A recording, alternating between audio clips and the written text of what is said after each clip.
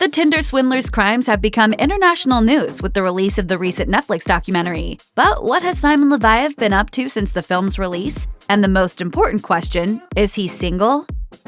The Tinder Swindler documentary touches on the stories of 3 of Shimon Leviev's reported victims, Cecilia Filhoy, Eileen Conman, and Pernilla Sjöholm. But they actually don't have anything to do with the crimes that led to his arrest. Instead, he was wanted in Israel for fraud, theft, and forgery charges that dated all the way back to 2011. According to the Times of Israel, he had already fled the country twice in an attempt to dodge the charges, which related to 2 stolen checkbooks. In short, he was an active fugitive. When Leviev was finally arrested in 2019, he was extradited to his home country and convicted. He ended up serving just 5 months of his 15-month prison sentence. In this case, the coronavirus pandemic worked out in his favor. Israel thinned their prison population as cases soared, and Leviev got a lucky break for good behavior. Today, the Tinder Swindler is a free man, and his victims are disgusted.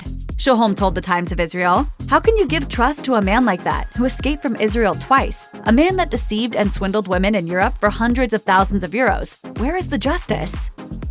Since his release, it looks like the Tinder Swindler has somehow maintained his luxury lifestyle. Bustle caught a glimpse of his Instagram account before it was deactivated and spotted the fraudster flaunting his ridiculous wealth with the usual smattering of sports cars, private planes, and designer clothes. On social media, there's no evidence that Leviev has ever stooped to taking a commercial flight. But it's also not clear how he maintains his extravagant lifestyle. Bustle, who reported on the Swindler's personal website before it was taken down, says Leviev claimed to be worth tens of millions of dollars thanks to Bitcoin and real estate investments.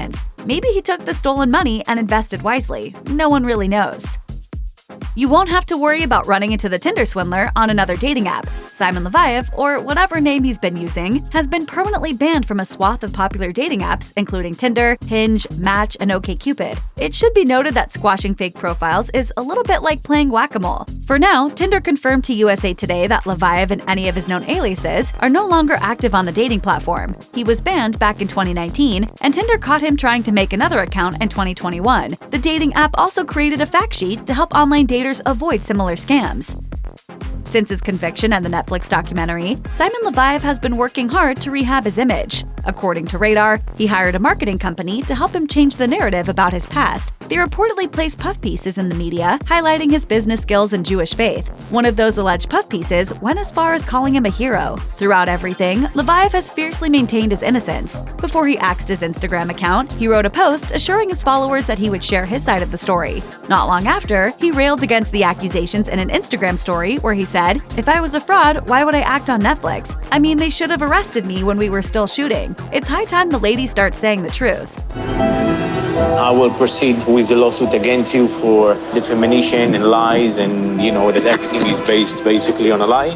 Now that his bogus Diamond Dare story has been exposed, Shimon Leviev has moved on to different business ventures. According to Radar, he was living at a hotel in May 2020 and told reporters that he was collaborating with Netflix and had dreams of becoming a politician. As we saw in the doc, he started offering business workshops on his now-defunct website. Radar says he charged $311 a pop, and his former girlfriend claimed one of the workshops he hosted in Tel Aviv had dozens of attendees. Leviev has also positioned himself as a real estate connoisseur. An article in Vents magazine claimed the so-called millionaire, quote, has played the high stakes in the world of real estate for years and became an international level expert as a real estate advisor. The magazine also alleged that he was working on a Netflix biopic, which is decidedly not the same thing as the true crime documentary that we ultimately got.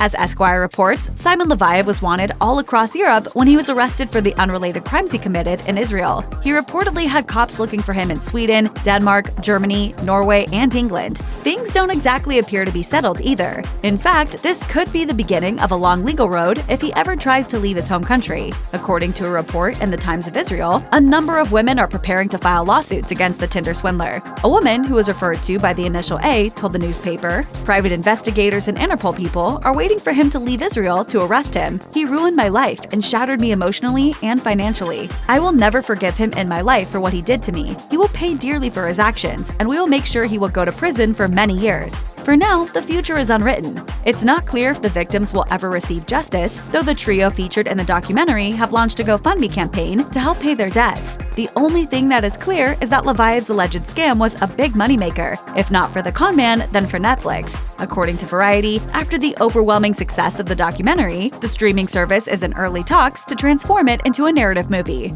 Check out one of our newest videos right here. Plus, even more Nicki Swift videos about your favorite celebs and scandals are coming soon. Subscribe to our YouTube channel and hit the bell so you don't miss a single one.